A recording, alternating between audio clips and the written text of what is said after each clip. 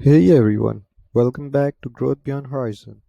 Today we are diving into one of the most asked questions by online sellers, dropshipping versus wholesale.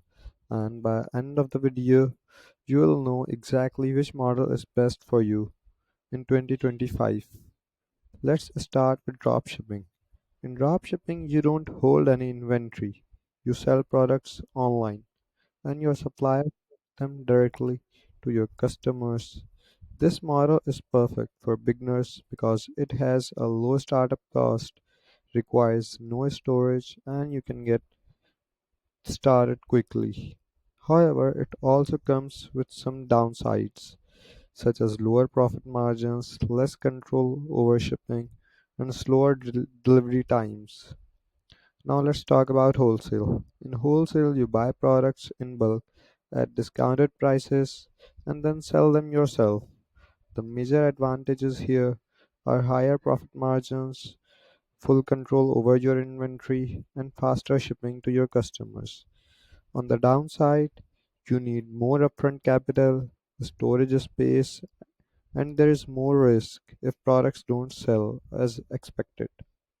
So, how do these two models compare?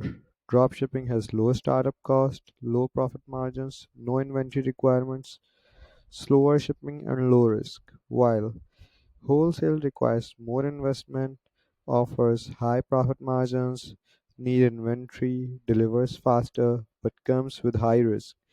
Depending on your goals and resources, one model may suit you better than the other.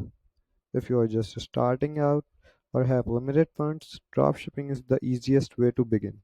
If you have the capital and can manage storage, wholesale can deliver bigger profit and more control over your business. And here's a smart approach. You can start the dropshipping, test which products sell best, and then gradually transition to wholesale for maximum profit. A hybrid approach that works extremely well for serious sellers.